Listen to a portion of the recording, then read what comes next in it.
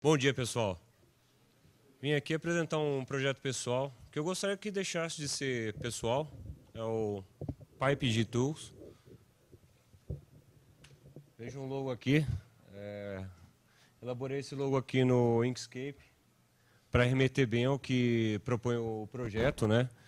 PyPG Tools, a proposta é prover scripts e APIs para a administração do PostgreSQL. Ou seja, para quem vai desenvolver alguma coisa em Python voltado para o Postgres, eu já queria deixar algumas coisas prontas, né? Vou mostrar algumas coisas aqui que já estão feitas, né? É uma coisa bem que está bem no início.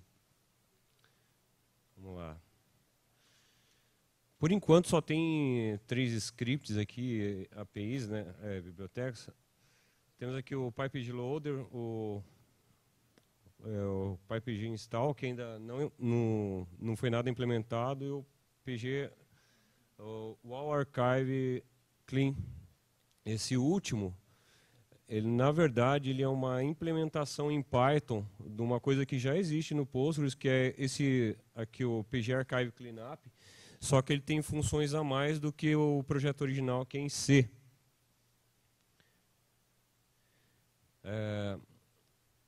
Esse aqui, o PG Downloader, ele veio de uma necessidade que eu tinha, que é o seguinte: no meu serviço a gente costuma instalar o Postgres via código-fonte, né? E particularmente quando eu estou no terminal, eu não gosto de ficar indo para o browser, né? Então eu precisava de uma ferramenta de linha de comando que trouxesse para mim qual a última versão do Postgres disponível. E não somente isso, que também baixasse o Postgres para mim, que é o PyPG Downloader. Deixa eu mostrar aqui rapidamente. Então, opa.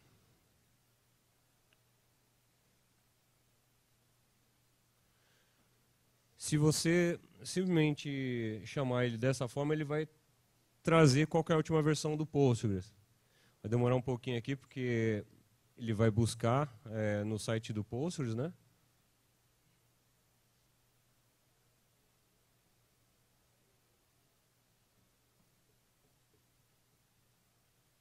Depende da conexão. Problema na internet.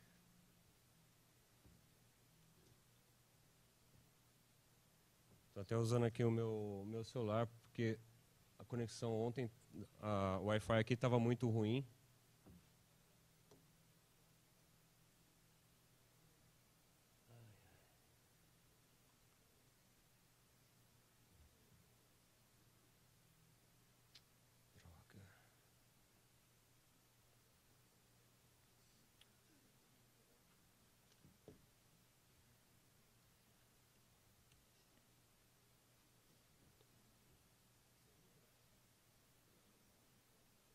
Pronto. Vejam que ele retornou 10.0, que é a última versão do Postgres que foi lançada anteontem, né? Uma versão saída do forno aí, que traz novos recursos. E, enfim, a intenção desse projeto é que tenham mais coisas aí, mais scripts, mais APIs, e eu aceito issues, contribuições. Basicamente é isso, pessoal. Muito obrigado. Babi, o Ducão já chegou aí, não? Pá.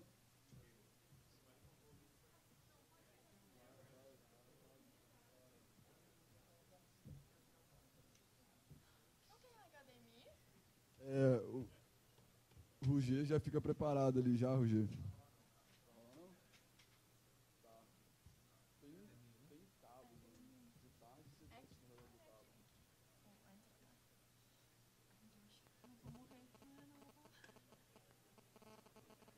Osvaldo já prepara aí, Osvaldo. Não estava aí.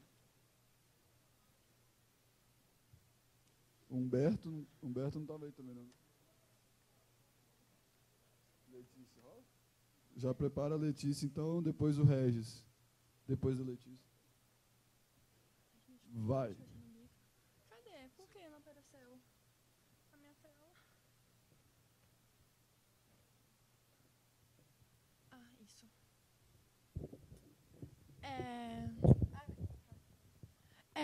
Um bagulho. Obrigada. Ai, gente, desculpa pelo pequeno transtorno logo aqui no começo. Tá dando pra ouvir? Beleza. Tá sem título, né? Porque eu sou péssima pra botar título nas coisas, eu fico pensando. Mas vamos ter um momento de nostalgia agora. Quem teve um desse já? Olha, bastante gente. E um desse? Esse? Um desse?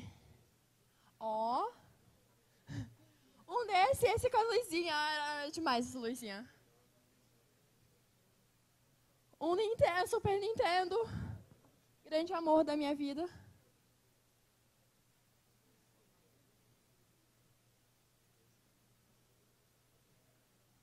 Um computador desse. Um desse.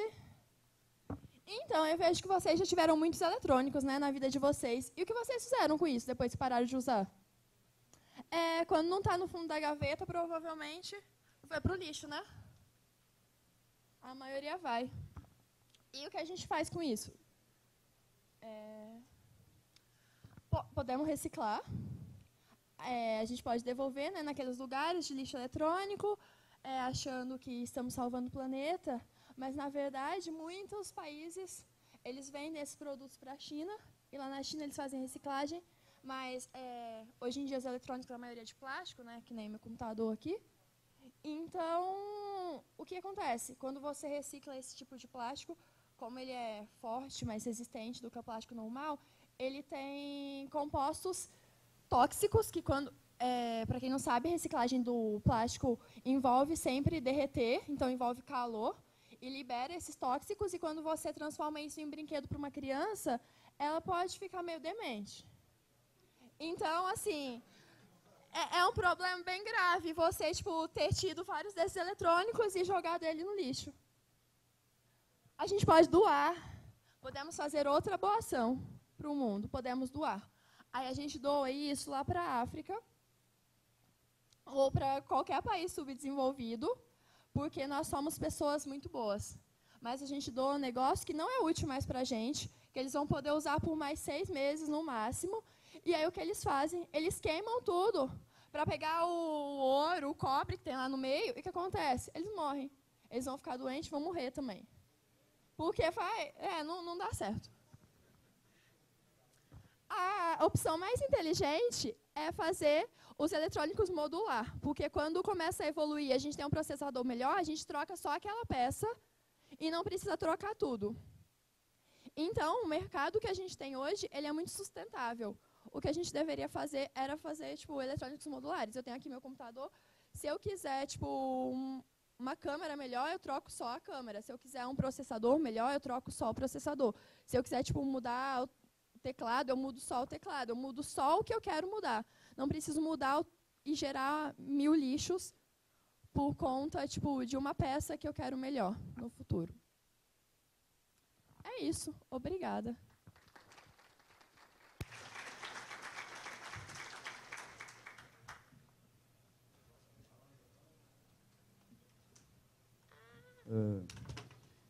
O Roger terminou aqui, o cara prepara Lighting Talk na hora, filho. Cara, faz.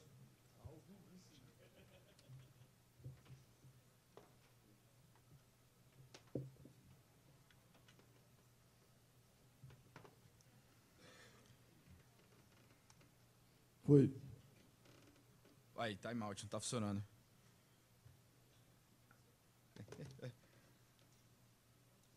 Tá, eu vou... Tá, quem já fez bot? Pô, pouca gente, achei que tinha mais gente. Bom, eu já fiz alguns, já contribuí com outros. Esses dois são os mais expressivos, o Rastreio Bot e o OnSale. Um amigo meu que fez e eu ajudei um pouco. O Gabriel tá aí? Não, não tá. Ele veio, mas enfim. Rastreio bot, ele rastreia pacotes dos correios, você coloca um código lá e ele fica te alertando quando tem atualizações. Hoje já está com mais de 10 mil pacotes em andamento, então está sendo muito usado. E o OnSale, você posta o nome de algum produto e ele busca nos e-commerces os preços mais baratos. Bom, e aí, ajudando ele a fazer esses dois caras, que são relativamente grandes, fazendo outros também, a gente meio que teve uma ideia assim, pô, a gente está reescrevendo muita coisa, né? Dava para colocar esse cara num framework. E foi aí que nasceu o Bottery. A ideia é um framework multiplataforma, que ele funcione tanto para o Telegram, para o Slack, Messenger, consiga integrar com as APIs de processamento de linguagem natural. Tem esses caras todos aí que são free para usar. E algumas outras features aqui, mas eu quero mostrar para vocês como é que funciona. Todas essas coisas aqui não estão funcionando ainda, é só ideia. Só que já tem algumas coisas que dá para fazer. Deixa eu ver se eu consigo aqui mostrar. Tá, como é que eu saio daqui?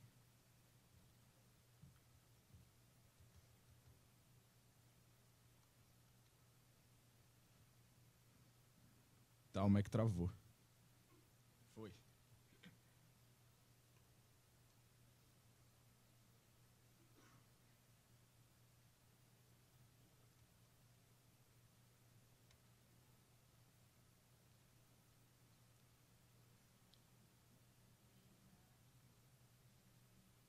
Eu não consigo. Aqui, foi. Tá, é o seguinte. Não vai dar para mostrar funcionando, mas é o seguinte. Eu estou com ele instalado já, então eu tenho o Bottery, uma linha de comando, com dois comandos basicamente por enquanto, Start Project e Run. A maior parte do projeto tem ideias do Django e ideias do Flask. Para começar um novo projeto, Start Project, o nome do projeto. Ele vai criar uma pasta com o nome do projeto que você colocou e dentro desse cara, dois arquivos. Patterns e settings. Os settings,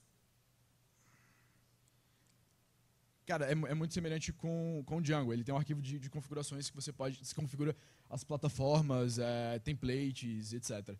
Nesse caso aqui, se a gente fosse usar o Telegram de fato, a gente precisaria pegar o token do nosso bot,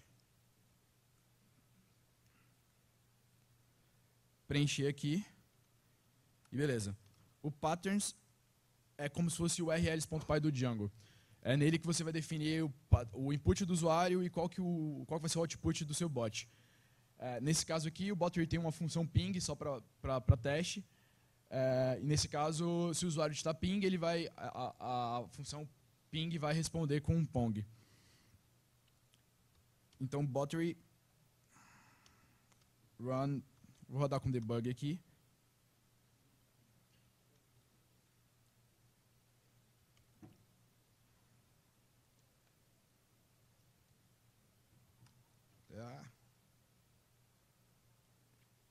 Legal. Ele configura... será que vai funcionar? Não vai, não vai.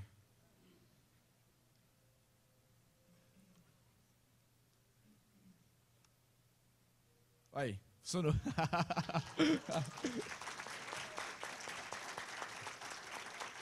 Tenho 20 segundos. Vamos lá.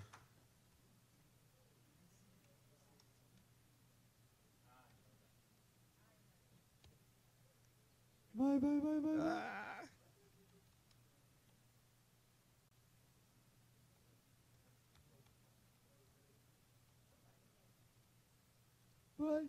Vai. 3, 2, 1. Valeu. Eu vou estar no Open Space aí, se alguém quiser conversar.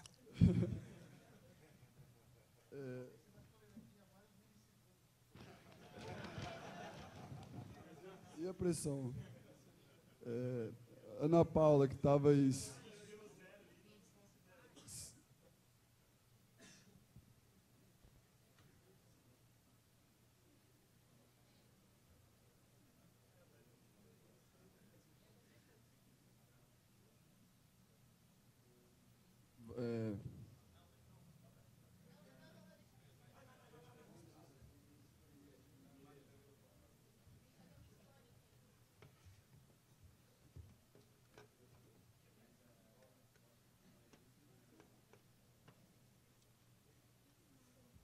Oi?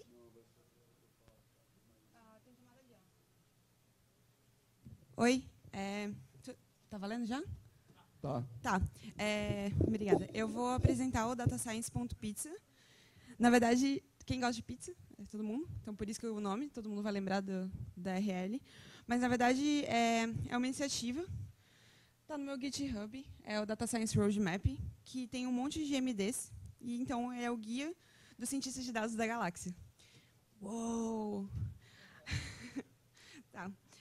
A ideia é criar o maior repositório de conteúdo, de preferência em português, sobre ciência de dados e afins. Então, aqui tem um sumáriozinho, tem alguns vídeos genéricos, livros genéricos, podcasts, grupos de Telegram, às vezes você quer participar, quer conhecer, mas não sabe, tem todos os links ali. E também eu estou separando um pouco o conteúdo em tópicos, então, tópicos específicos de Machine Learning, ou de bancos de dados, ou de Deep Learning. Também tem a parte de empresas, então eu estou cadastrando empresas que trabalham com Data Science. Se você tem uma empresa, se a sua empresa trabalha com Data Science, a gente está colocando aqui, do mesmo jeito que tem o Pi Businesses BR, a ideia é fazer semelhante. Então, aqui. Então, tem várias. Aqui no Sul, a gente já cadastrou algumas, principalmente lá de Floripa. Mas sintam-se convidados para mandar um PR. E aqui, o que está bombando na Hacktoberfest é a questão do dicionário. A gente está criando um dicionário de termos de Data Science em português. Todos os termos têm a sua referência, então, se você tiver interesse de saber mais, é só procurar as referências que o pessoal está colocando. Tem um monte de issues, fiquem à vontade. E o legal é que esses aqui são 2 PRs que eu recebi de pessoas que contribuíram no GitHub pela primeira vez. Então, como é só Markdown, é uma coisa relativamente simples. Se você tiver dúvidas, se não souber como fazer, pode me procurar, que eu ajudo. Mas a ideia é que o repositório seja acessível para pessoas que nunca nem mexeram no GitHub. E, por último, eu recebi essa mensagem, na verdade, era um e-mail de uma pessoa que não estava conseguindo entender por que o pull request dela ela mandou 3 pull requests e ela não estava entendendo por que só tinha um. E aí, no final do e-mail, ela escreveu: mais uma vez, parabéns, conte comigo se precisar de alguma coisa e desculpe a dúvida iniciante. O que eu respondi para ela é: não peça desculpas por ser iniciante. Se você está começando e alguém é grosso com você por conta disso, essa pessoa não merece seu tempo. E aí a ideia é que o Data Science Roadmap, né, o Data Science Pizza, ele seja o mais beginner-friendly possível. Então, se você nunca contribuiu para uma Hacktoberfest, nunca contribuiu para um GitHub, para um projeto open source, pode falar comigo. A ideia é que a gente consiga tornar esse primeiro passo um pouco mais tranquilo. Obrigada.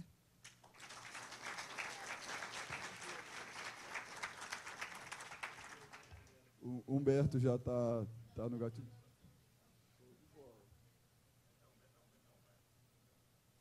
Não, então, Regis, está no gatilho aí?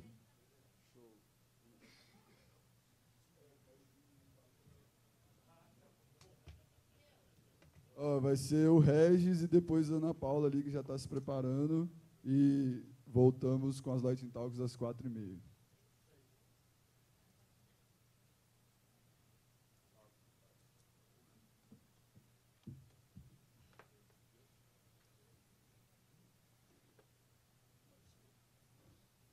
Deixa eu só ajustar, porque... Foi. Vai. Valendo. Bom dia, pessoal. Meu nome é Regis e eu sou um dos participantes, organizadores e participantes do Grupo ASP de São Paulo. E o título dessa apresentação, nem só de Python vive o programador web, porque quando você vai procurar um emprego de aplicações web, eles pedem muitos requisitos além do Python por si só, né? E daí, no começo do ano, finalzinho do ano passado e começo desse ano, eu tive uma ideia, e daí eu pedi a sugestão de muitas pessoas participantes do Grupo AI para ver se dava certo esse projeto, que está nesse link, que se chama FS2W. E daí todo mundo pergunta o que é FS2W. É uma abreviação de Full Stack Web Workshops. E a intenção é que a gente estudasse e aprendesse mais coisas além do Python por si só. Daí, esse slide aqui são algumas das várias pessoas que me ajudaram Porque, apesar de eu ter tido a ideia, ele não aconteceu sozinho, não aconteceu sozinho. Foi com várias pessoas. Ah, não faz comigo, não. O que aconteceu? Não, é o cabo. Ou seja, várias pessoas ajudaram, e uma coisa também que é o seguinte: o Grupai de São Paulo, ele não existiria se todas essas... Ah, fala sério, mano.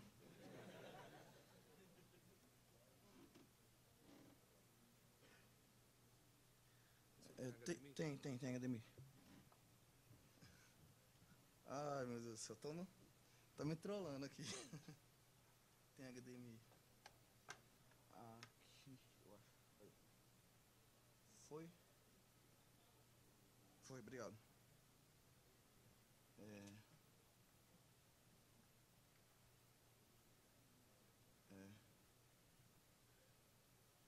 Bom, enfim. Aí, essa aqui é uma foto com o pessoal que participa do Grupo de São Paulo.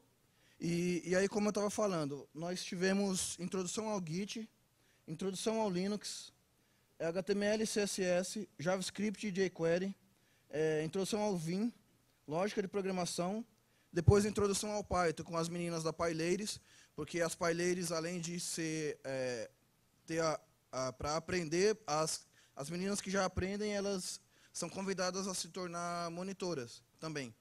Ou seja, a aprender para depois ensinar também. Então, as PyLadies participaram ensinando outras pessoas a aprender Python também. Introdução ao Postgres, com introdução ao Postgres, Flask e Django, com a participação da Django Girls também como monitoras. E aí tem esses links aqui, a gente sempre anuncia os eventos no meetup.com, né? E os eventos que já aconteceram, fica no GitHub o link dos slides de apresentações e o material. Daí eu não sei se eu vou ter internet aqui para passar e talvez não dê tempo, mas eu queria avisar que o Grupo ISP, ele é do estado de São Paulo, não é só da cidade, ele é do estado de São Paulo. Tanto que nós já tivemos eventos em Sorocaba, em Piracicaba, em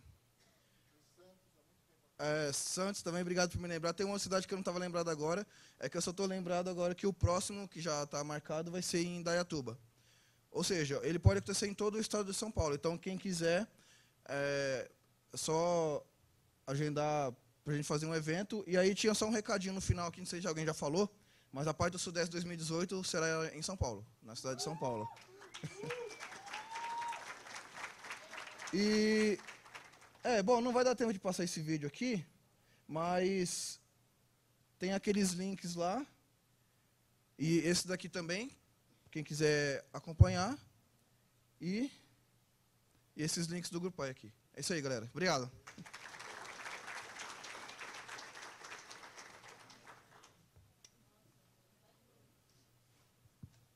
Para fechar, então, Ana Paula.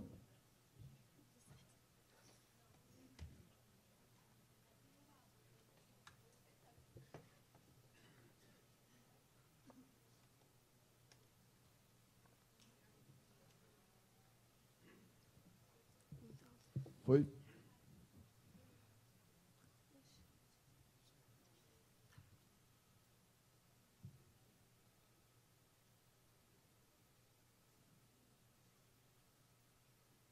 Pronto?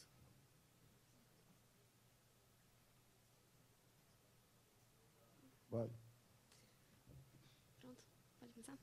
Bom dia, gente. Vou falar sobre mulheres na ciência. Eu sou Ana Paula, é minha primeira PyBR. E vamos lá. Ada Lovelace. Ada Lovelace, ela foi a primeira programadora da história, programou o primeiro computador mecânico de Charles Babbage, mas não foi possível efetivar o código dela na época, por quê? Porque não tinha tecnologia suficiente para concretizar a máquina. Mas, posteriormente, foi provado, então, a Ada foi muito foda porque, além de ela fazer toda a programação e conseguir fazer a função de Bernoulli, ela conseguiu desenvolver no algoritmo as condições de repetição, no caso o loop, e as de decisão. Ela que pensou nisso. As mulheres que programaram o ENIAC. Uma curiosidade muito interessante é que elas eram conhecidas como computadoras. Todas essas mulheres elas eram formadas em matemática, mas não poderiam ser chamadas de matemáticas por conta do preconceito da época. Então, matemáticos seriam somente os homens, e elas seriam as computadoras. Mas essas mulheres fizeram muitas coisas, porque elas estudaram e foram elas que montaram os computadores do ENIAC, que eram formados a válvulas. E aí, os homens foram treinados por elas, e elas não tiveram reconhecimento depois de muito tempo. Foram ditas nas fotos que eram modelos, e não programadoras, mas uma mulher, numa conferência, ela ficou encucada com isso, descobriu e provou que elas eram as programadoras do ENIAC. A Heidi Lamar, vocês já ouviram falar também? A Heidi Lamar, ela foi uma atriz e inventora austríaca. Graças a ela, a gente está aqui tendo a conexão Wi-Fi, a gente tem conexão Bluetooth, porque foi ela quem descobriu a tecnologia ascendente, que foi a comunicação por frequência. E aí, como era a época do nazismo, e ela foi casada com vários homens que apoiavam o nazismo, ela não gostava. Então, ela fez de tudo para acabar com isso. E ela é super foda. Ela também foi inspiração para Branca de Neve. A Joan Clarke, todo mundo já assistiu o filme do Alan Turing, né? A Joan Clarke foi a parte muito importante, porque ninguém acreditava que uma mulher estaria ali fazendo criptoanálise. Então, a guerra foi vencida por causa de um gay e uma mulher, e várias outras pessoas envolvidas. Então, ela continuou trabalhando na área da criptoanálise, em matemática. Ela foi muito importante na universidade, só que ela não teve reconhecimento, porque ela não ganhava como os homens, então ela teve que conseguir um cargo a mais para poder ganhar igual. A Grace Hopper, vocês sabem quem fez, quem definiu o termo bug foi a Grace Hopper. Graças a ela, por quê? Porque uma mariposa tinha entrado na válvula do computador. Então, quando entrou, ela que corrigia os erros. Aí, quando ela viu lá uma mariposa, aí ela, eu vou fazer essa anotação. Grudou a mariposa no caderninho dela de anotação e disse que aquele nome daquele erro seria um bug. E até hoje a gente reconhece como bug os erros. É muito interessante. E ela foi a primeira mulher almirante e, além disso, foi a pessoa mais velha a continuar trabalhando na Marinha. Margaret Hamilton, graças a essa mulher, a missão Apollo 11, ela foi concretizada. Por quê? Ocorreu um problema nessa missão, e aí ela conseguiu definir as rotinas e subrrotinas. No caso, quando o foguete foi pousar, ele teve problemas com as subrrotinas, elas estavam alertando. Então, se não tivesse esse controle, provavelmente ele não iria pousar por causa disso. E ela foi a primeira engenheira de software. A Karen Spark Jones, ela foi a precursora das pesquisas, as pesquisas com linguagem de processamento natural. Todas as buscas são feitas graças a essa mulher, e ela continuou os estudos delas com linguagem de processamento natural. E uma coisa super interessante, da obrigação ao empoderamento. Por quê? Porque, na guerra, esse cartaz Weekend Reach, da Rive Riveteira, ele foi feito não para o empoderamento das mulheres. Como os homens estavam em guerra, então teria que ter mão de obra, né? E quem era mão de obra barata, escravizada? As mulheres. Então, na época da guerra, não importava o gênero, não importavam se as mulheres elas seriam empoderadas ou fortes. Importava que eles teriam alguma mão de obra para substituir os homens enquanto isso. E aí, em 1980, isso foi quebrado quando ascendeu o feminismo, e hoje em dia a gente usa isso para empoderamento e desconstrução. A tecnologia transforma o mundo e as mulheres transformam a tecnologia. E a gente está aqui para isso. Obrigada. Eu sou da PyLadies Teresina, a gente fundou o grupo faz pouco mais de um ano. E valeu, gente. Ainda vou palestrar, assista a minha palestra.